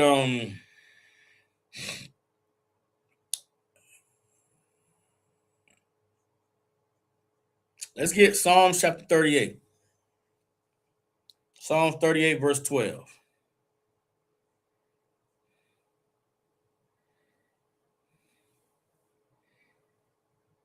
And understand, when you read, man, the Bible is such an amazing book in that someone who only understands the Bible from a Christian perspective may not see the interwoven connecting thread throughout the Bible. You understand? In this class, we read through Esther, but I just went and showed you how in Proverbs 18, the righteous stand as bold as a lion. You understand? I went and showed you in Deuteronomy 31:6 that the Lord charged us to be of good courage. You understand? And trust in him. All throughout this Bible, the words that God gave to his people continue to re-emerge in different stories and in different circumstances of brothers and sisters facing turmoil and difficulty in their lives. And it's the same thing for the life that we're living today.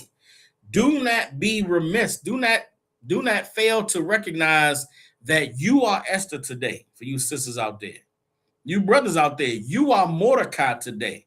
Our children are being raised the same way that these brothers and sisters were raised in subjection under another nation, being deemed as second-class citizens and not given the proper respect and honor. They had to fight to hold on to their identity, fight to hold on to their culture, fight to be who God called them to be in the midst of a society that wanted to tear them down and tell them that they were nothing. And it's necessary for us to understand this Bible and to allow these words to be lived through us. There's a ton of propaganda and misinformation that's out there in the world pertaining to the Bible and how it's just some old book with some old people that doesn't mean anything today. That is not true. The Bible is a book that is alive because the people in it are living. Hear what I'm saying? The Bible is a book that is alive because the people in it are living. What do I mean by that? What do I mean that the Bible is alive and the people who are in it are living? You go back to Deuteronomy, and I thank the Lord. I've been on this app called Threads, and I've been battling Christians for the last couple months.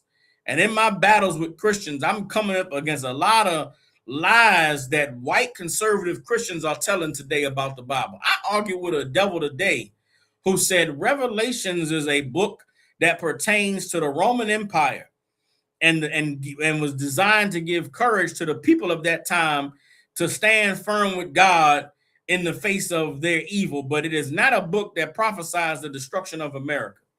And I I had to get on there and say, you devils are starting to read the Bible and understand that the Jews are blacks, Hispanics, and Native Indians in America. And you're starting to read the Bible and understand that you're the Rome that's prophesied to be destroyed. You're reading Revelations and realizing that you're Babylon the Great. America's Babylon the Great. And now that you're reading about your destruction, now you can't love God. The Bible can't be the word of God. Or we got to say, well, Revelations ain't talking about America. That's talking about Rome. Here's how you cut that. Here's how you prove that the Bible is alive today. That we are the children and the people that we're reading about in this book, and their stories applies to the life that we're living today. And if that's true, what it means is that we are bound to the same standard of righteousness that they were bound to. We have to obey God and do all the things he said to do, just like the people in this book obeyed God and did what he said to do, or they died. And that's the life that we're living today. Excuse me. Another battle I had, some sister posted, I'm reading the Old Testament, and the God in the Old Testament was off the chain. And I had to reply, well, the God of the Old Testament is God today. And what we don't know is that we still being held to the standard that he held his people to then.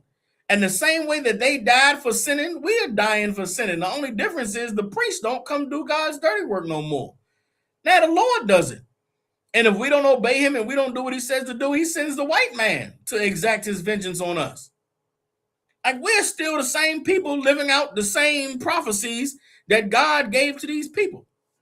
Now, how can I prove that? How can I prove that the Bible is a living book and that the people who are written to in the Bible are the people who are living today? We give you two scriptures to prove that the Bible is a living book and the people on the earth today are the people that the Bible was written for. Two scriptures. Let me get and you can't argue this. This is not something that can be argued. You cannot say, oh man, that was written back then. That applies to those people. It don't apply today. All right. Then you explain this to me. This is really for Christians. Christians are the ones that say, oh, that was old. That was back then. That don't apply today. Let's see here.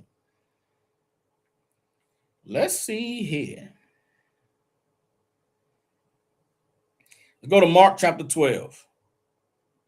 Let's get Mark in the New Testament chapter 12. And then after that, we're going to get Deuteronomy chapter 28, verse 68. All right.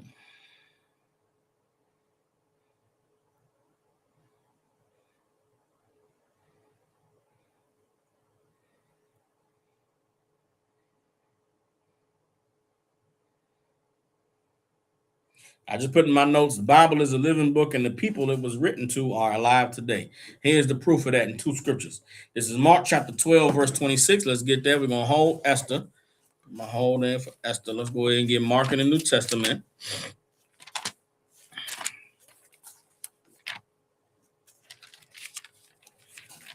Let's get Mark chapter 12, verse 26. All right, this is Mark 12 and 26.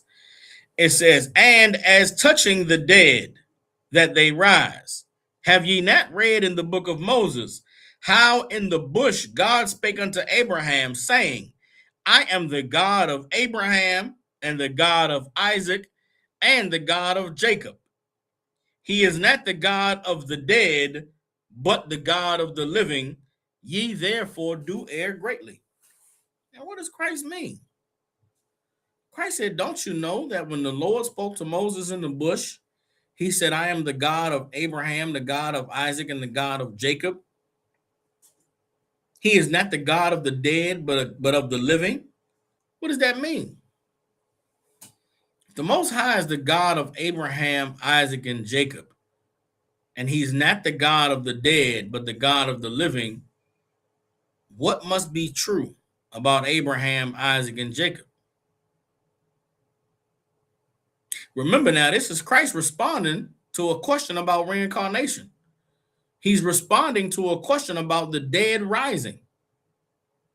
Christ said, don't you know that when the Lord spoke to Moses in the bush, he said, I am the God of Abraham, the God of Isaac, and the God of Jacob.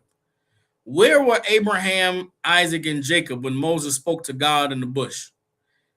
I'm gonna wait for the answer to this question. If you watching this class, if you tuned into this class, there's only one right answer to this question. Christ was asked a question about reincarnation. And in Mark chapter 12, verse 26, he says, "And as touching the dead, that they rise, have ye not read in the book of Moses, how in the bush God spake unto him, saying, I am the God of Abraham, and the God of Isaac, and the God of Jacob. He is not the God of the dead, but the God of the living. Therefore, do greatly err. Ye therefore do greatly err." Where was Abraham, Isaac, and Jacob when God spoke to Moses and said, I am the God of Abraham, Isaac, and Jacob? I'm going to sit here. If it take me 5 minutes, somebody better respond. You sisters that's in the class, Sister Mana Ima, Sister Kazak Wana, Sister Ainaya, Officer Aj Bagaramya. Y'all checked in for class. Somebody got to answer this. I see it's 8 people watching class right now. Somebody needs to answer me about Mark chapter 12, verse 26. Christ is responding to a question about reincarnation, and he says, when God spoke to Moses in the bush, he said, I am the God of Abraham, the God of Isaac, the God of Jacob. He is the God of the living and not the God of the dead. Where were Abraham, Isaac, and Jacob when the Most High spoke to Moses in the bush?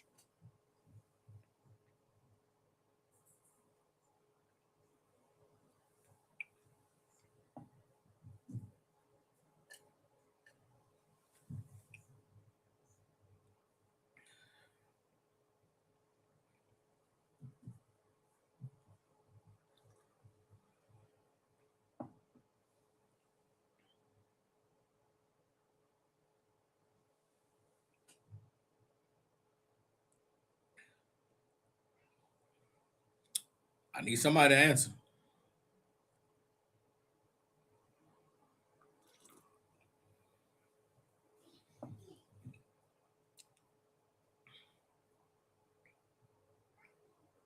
I'm going to give y'all 30 more seconds, man.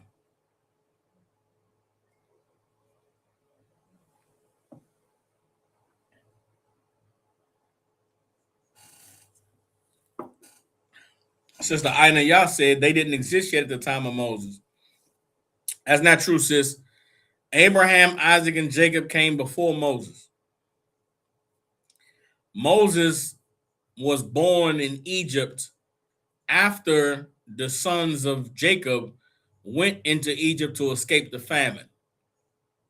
Reading the book of Genesis around the 49th chapter, the children of Israel went into Egypt to avoid a famine. Jacob and his 12 sons and their children and their wives all went into Egypt together. 72 souls went into Egypt. Moses wasn't born until about 200 years later. So about 6 or 7 generations after we went into Egypt, Moses was born. So they had existed. Osh says they were sleeping with the Lord. Okay. I'm waiting for somebody else. They didn't exist yet at the time of Moses. That's not true. They had already been on the earth. Osh said they were sleeping with the Lord. Right? Once again, I'm going to reiterate the question. This is Mark chapter 12, verse 26. Christ is responding to a question about reincarnation. And he says, and as touching the dead that they rise, have ye not read in the book of Moses, how in the bush God spake unto him, saying, I am the God of Abraham and the God of Isaac and the God of Jacob. He is not the God of the dead, but the God of the living. Ye therefore do greatly err. If the Most High is the God of the living, and he told Moses, who was living 200 years after Abraham, Isaac, and Jacob were on the earth, God told Moses, I am the God of Abraham, the God of Isaac, and the God of Jacob. My question is, where were Abraham, Isaac, and Jacob when Moses said this? Kazak Shapar said reincarnated on the earth. That is the only answer that is correct. Abraham, Isaac, and Jacob were alive with Moses when God said to Moses, I am the God of Abraham, Isaac, and Jacob. I am the God of the living, not the God of the dead. Does everybody understand that? Abraham is not asleep somewhere. Abraham's spirit is in the earth. Isaac is not dead. The spirit is not floating in heaven somewhere. Isaac's spirit is back in the earth. Jacob, our forefather Jacob, is not dead somewhere, waiting to be released. He's back in the earth. All of us who are on the earth today, we were on the earth previously. The Most High is not the God of the dead. He's the God of the living. Now, how can you prove this? How can I prove that the words written in this Bible were written for people who would be living in a future generation, but they would be the same people that God said these words to? Let's go to Deuteronomy chapter 28, verse 68. And this is, if you can really understand this, right? If you could really wrap your head around this, then you can understand the power of the Most High.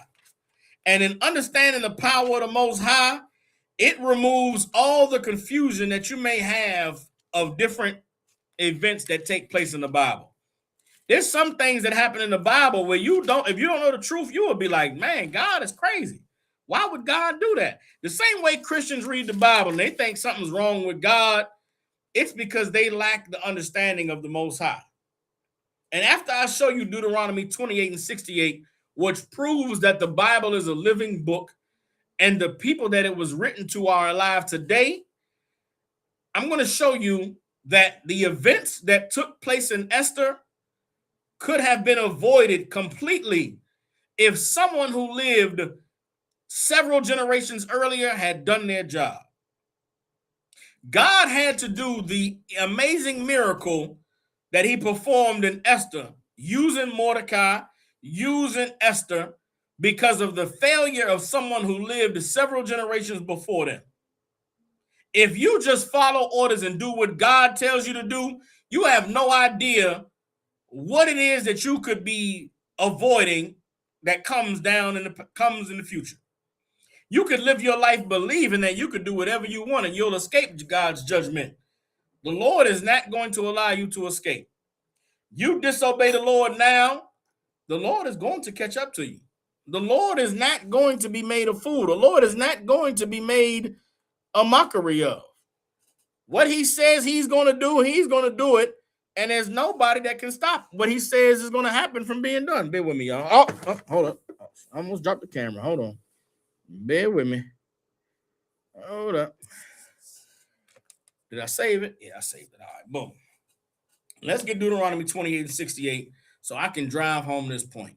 The Bible is a living book, and the people that it's written to are alive today. Everybody understands? Now let's get Deuteronomy chapter 28. Deuteronomy 28 and 68. And this is what Christians don't know about the Bible. And this is part of the greatest conspiracy that of the last 500 years on the planet Earth. Nobody knows who the children of God are. Nobody knows who the Israelites are, where they're living. The Bible tells us who the Israelites are in prophecies. The God reveals where the children of Israel would be in the last days. If you just read the Bible without the dogma of religion, then the Bible is an easy book to understand. Deuteronomy 28 and 68. Now remember, this is Moses. Let's start Deuteronomy 28 and 1 so we can get the context of who's being spoken to here. Everybody understands this is Deuteronomy 28, verse 1. This is Moses speaking to the children of Israel. Matter of fact, Deuteronomy chapter 27, verse 1. We're going to start at 27 and 1 because if you read Deuteronomy 27, Moses begins a speech to the children of Israel. This speech that Moses begins in Deuteronomy 27 continues through Deuteronomy 28 until we get down to verse 68. So just so we have the context of who is being spoken to, we're going to read Deuteronomy 27 and 1. It says, and Moses, with the elders of Israel, commanded the people, saying, keep all the commandments which I command you this day. So in Deuteronomy 27:1, Moses is speaking to the children of Israel, everybody that's gathered before him. And he said to them, keep the commandments of God this day. Going forward, obey everything that the Lord said to do. All these laws, these rules I've given you, follow them, right? Let's get Deuteronomy 28:15. It's Deuteronomy 28:15. It says, but it shall come to pass, if thou wilt not hearken unto the voice of the Lord thy God, to observe to do all his commandments and his statutes, which I command thee this day, that these curses shall come upon thee and overtake thee. The word curses in this context is synonymous with the word punishment today. God said to the children of Israel, if you don't obey me, if you don't keep my laws, then these punishments are going to consume you and overtake you. Everybody understands? Now, what is the last of all the punishments that God said would happen, would befall the children of Israel if they disobeyed him? This is Deuteronomy 28, verse 68. It says, and the Lord shall bring thee into Egypt again with ships. By the way whereof I spake unto thee, thou shalt see it no more again, and there ye shall be sold unto your enemies for bondmen and bondwomen, and no man shall buy you. Now let me break this down so we all understand. 6,000 years ago, in the wilderness of Egypt, Moses said to the children of Israel, if we disobey God, we are going to go into Egypt. What is Egypt? Egypt is a word synonymous with slavery. Egypt is a Greek word that means bondage. The name of that land was Mitzrayim. The Bible doesn't say you're going to go into Mitzrayim. The Bible says you're going to go into Egypt. You're going to go into bondage with ships. Who are the people on the planet Earth who history recognizes as having gone into slavery with ships?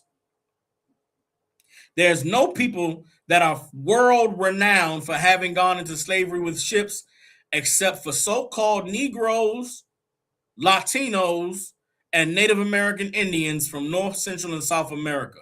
We are the children of the diaspora. We are the children of the transatlantic slave trade. God prophesied in the wilderness of Egypt over 5,000 years ago, if we trust the biblical timeline, to those people that were with Moses that day, you're going to go into slavery on ships. And your homeland, by the way whereof I spake unto thee, meaning the place where I'm speaking to you, you're not going to see it no more again. And you're going to be bondmen and bondwomen, and no man is going to redeem you. The word buy you is like set you free, to pay your ransom. God prophesied to people in the wilderness with Moses, you're going to go into slavery with ships. And you're going to see your homeland again, and you are going to be sold for bondmen and bondwomen. This word that was spoken to Israel was not fulfilled until 1492, when the transatlantic slave trade started with Christopher Columbus and the Taino Indians, taking 800 of them from the island of Hispaniola, which we call Haiti and the Dominican Republic today. They took them into Spain. What you have to understand is the people that Moses said, you're going to go into slavery with ships, God waited for 2,000 years, or more than 2,000. God waited for 4,500 years for those people to be brought back into the earth, to be alive again.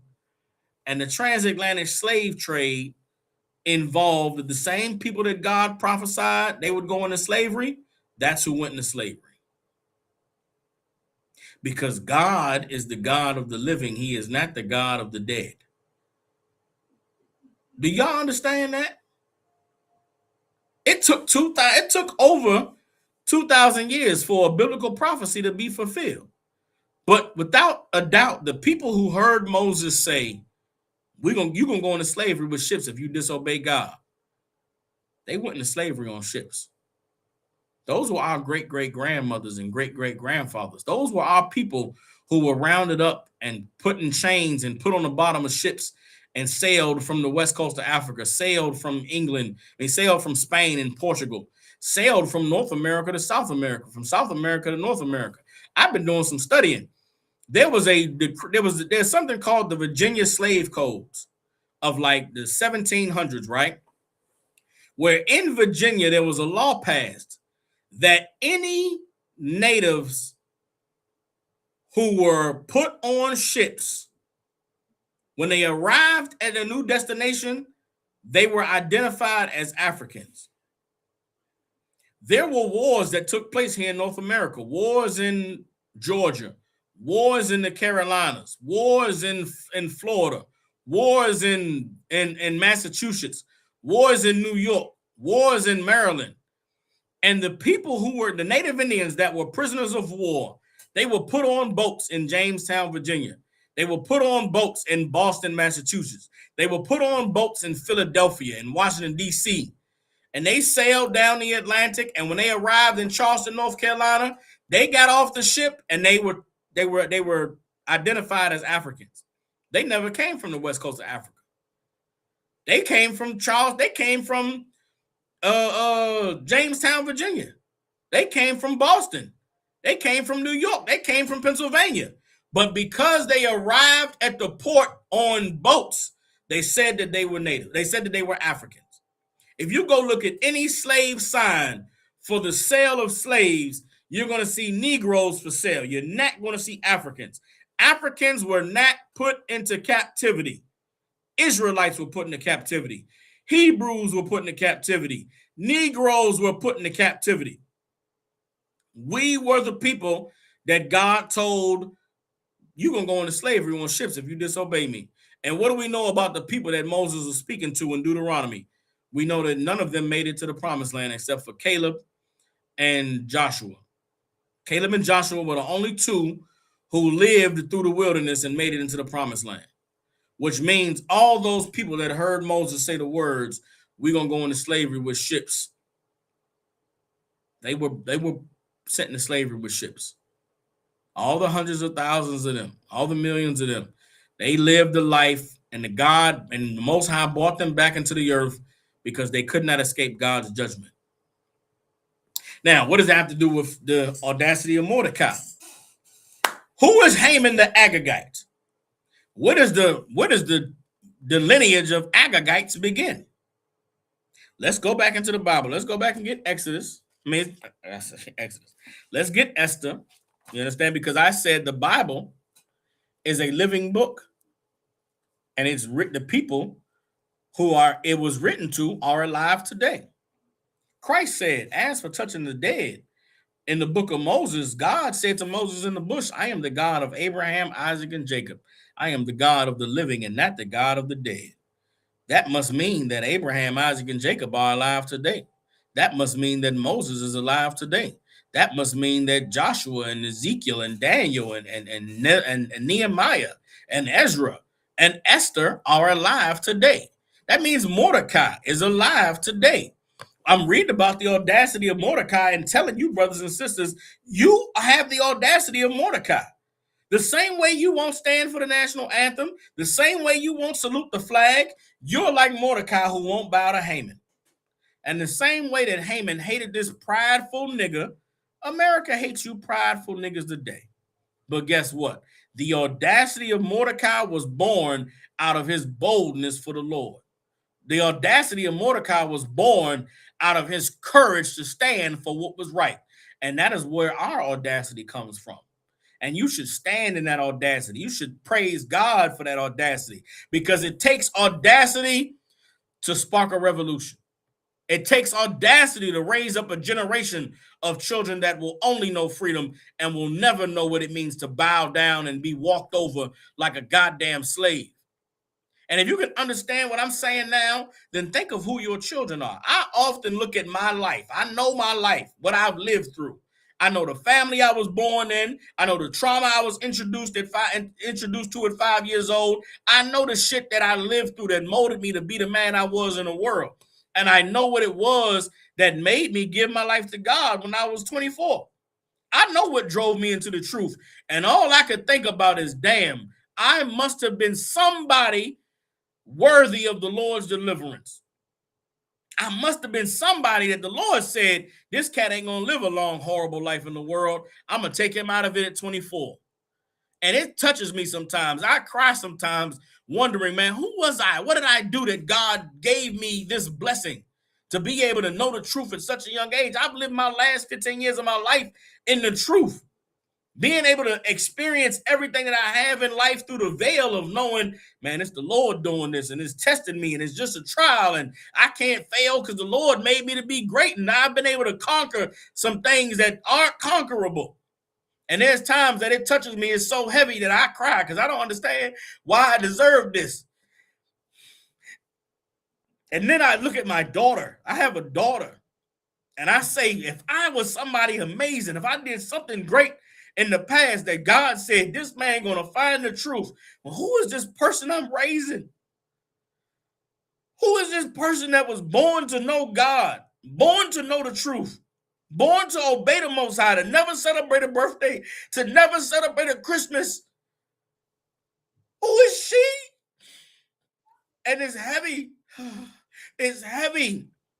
Because we are charged with raising up these people who God deemed worthy of being born in the truth. They are the people that are going to walk into the kingdom of heaven. They are the people that's going to make a nation that is deserving of Christ returning. And it's an amazing thing if you can understand that the people you're reading about in this book are the people who are walking around on the earth today. And guess what? If we are the people that we read about as being the servants and the oppressed and the people that are being ruled over, then what does that mean about our oppressor? They the devil in this book. They the villain in this book. You're reading Revelations about the horror of Babylon. That's Donald Trump in America. That's the white man today. All this evil going on in the world, these people deserve what is going to happen to them because they've always been the villain. They've always been the criminal. They've always been the evildoer. And we've always been the people that God called to obey him and to serve him. And we are deserving of what God said we are deserving of because we're earning it right now. We are earning our deliverance by obeying the Lord, by remembering Mordecai, by remembering Esther, by keeping the Feast of Purim. You understand? Because Akshapar, you're getting ahead of me, and you getting ahead of me in the class, Ak. You understand? I'm gonna go back and show you in the book of Esther who Haman is. And this whole book of Esther exists because a man generations earlier did not do what God told him to do. All right, I'm gonna show y'all what Kazak Shapar said. Kazak Shapar said, Haman the Agagite from King Agag, who was an Amalekite, who was an Edomite, the white man. And he is absolutely correct. You understand? Haman, the Agagite, is a descendant of King Agag. Who was King Agag? Let's go in the Bible and find out who King Agag was. The progenitor or the father of the Agagites. All right, let's get 1 Samuel chapter 15, verse 8.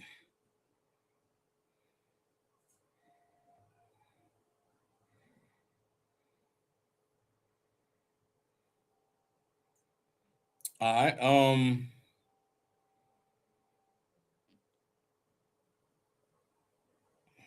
Let's get 1 Samuel chapter 15, verse 2. 1 Samuel 15, verse 2.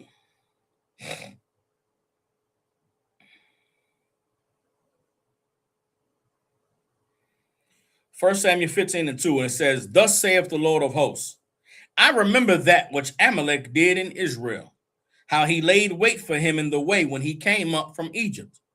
Now go and smite Amalek and utterly destroy all that they have and spare them not, but slay both man and woman, infant and suckling, ox and sheep, camel and ass. The Lord gave Saul an order to destroy the to destroy the Amalekites, wipe them off the face of the earth, kill all their cattle, burn all their possessions, all of their ornaments, all their garments, go and destroy them off the face of the earth and don't leave anything, right? This is the order that God gave. And this is 1 Samuel chapter 15, same verse. Read on down to verse 7. All right. This is 1 Samuel chapter 15. We have verse 7 now. It says, and Saul smote the Amalekites alive, Salakia. And Saul smote the Amalekites from Havilah unto thou comest to Shur, that is over against Egypt. And he took Agag, the king of the Amalekites, alive, and utterly destroyed all the people with the edge of the sword. But Saul and the people spared Agag and the best of the sheep and the oxen and of the fatlings and the lambs and all that was good, and would not utterly destroy them, but everything that was vile and refuse, that they destroyed utterly. Meaning they took all the stuff that they could salvage, took all the stuff that they could, keep, all the stuff that was valuable, all the stuff that nobody would want, all the trash and the garbage, they destroyed it, right? Then came the word of the Lord unto Samuel. It repenteth me that I have set up Saul to be king, for he has turned back from following me and have not performed my commandments. And it grieved Samuel, and he cried all night long. The Lord came to Samuel and said, Saul did not do what I told him to do, and it grieves me. Why was the Lord grieved over Samuel not killing Agag and wiping out the Amalekites? What's wrong with this God that he wanted all these people dead? Why would this God want all these people to die and be erased off the earth? This is 1 Samuel chapter 15, verse 14. Well, hold on, let me see something.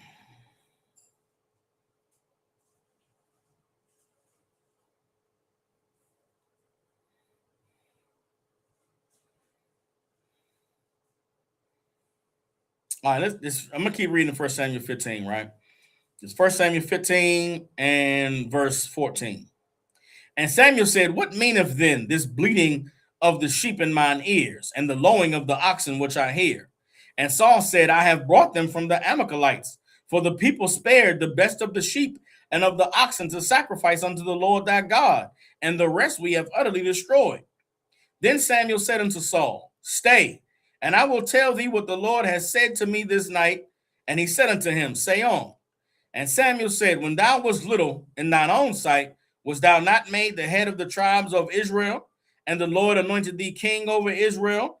And the Lord sent thee on a journey and said, go and utterly destroy the sinners, the Amalekites, and fight against them until they be consumed.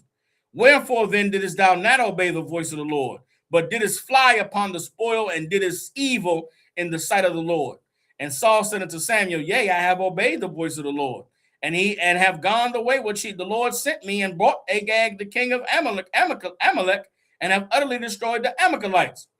But the people took of the spoil, the sheep and oxen, the chief of the things which should have been utterly destroyed, to sacrifice unto the Lord thy God in Gilgal. This is a lie. This is a lie. Saul is making an excuse for not doing what God said to do. And the excuse was they was taking the stuff, they going to sacrifice it in Gilgal. All I did was keep alive Agag. We killed everything else. He's lying. And Samuel knows he's lying because God came to Samuel and said, Saul did not kill everybody I told him to kill. And God was angry about it. Verse 22. And Samuel said, has the Lord as great delight in burnt offerings and sacrifices as in obeying the voice of the Lord? Behold, to obey is better than sacrifice, and to hearken than the fat of rams. For rebellion is as the sin of witchcraft, and stubbornness is as iniquity and idolatry. Because thou hast rejected the word of the Lord, he has also rejected thee from being king. And Saul said unto Samuel, I have sinned, for I have transgressed the commandment of the Lord, and thy words, because I feared the people and obeyed their voice. Now, therefore, I pray thee, pardon my sin and turn again with me, that I may worship the Lord. And Samuel said unto Saul, I will not return with thee, for thou hast rejected the word of the Lord, and the Lord has rejected thee from being king over Israel. The Lord took the kingdom from Saul because he did not kill all the Amalekites. And not killing all the Amalekites was a great sin in God's eyes. Why? Did God just hate God? Wanted Amalek dead for what Amalek did to the children of Israel coming out of Egypt. Also, God knows the future.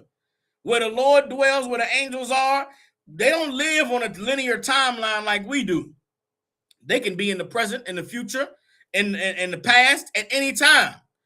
God knew that King Agag if he lived, would have children, and those children would have children, and those children's children would be known as the Agagites. Amalek, king of Amalek, Agag, who Saul spared during the days of Samuel, is the great-great-great-grandfather of Haman, the Agagite, that we read in the book of Esther, that had a law decree passed to kill all the Jews during the days of the Persian Empire. If Saul did what the fuck he was told to do and obeyed God's word and killed all the Amalekites and not spared nobody, then there would be no Haman generations later to threaten the lives of all the children of Israel.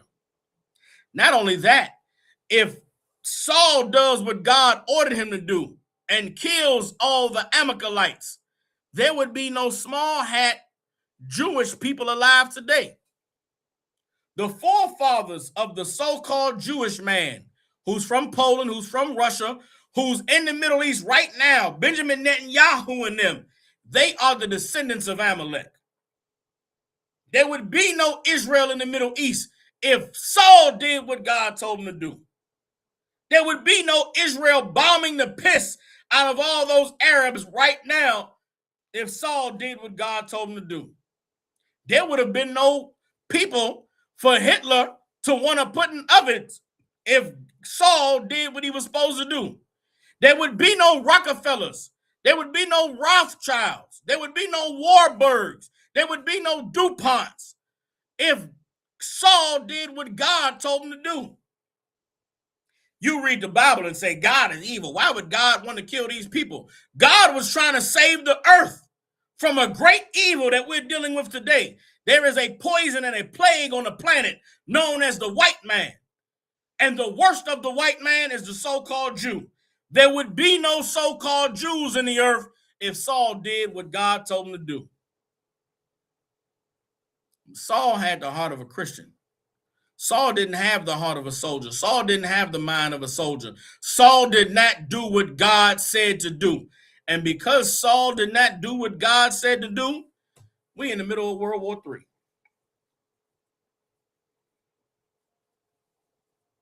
King Agag was allowed to live because of Saul's rebellion against God.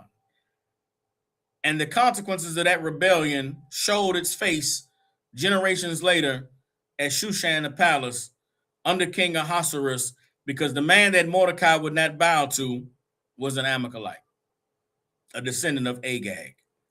So when you read in Esther about the great amazing works of Esther, about the audacity of Mordecai, you're reading a story of a great evil that God intervened on our behalf to avoid, when God could have avoided it by there being no Haman to begin with.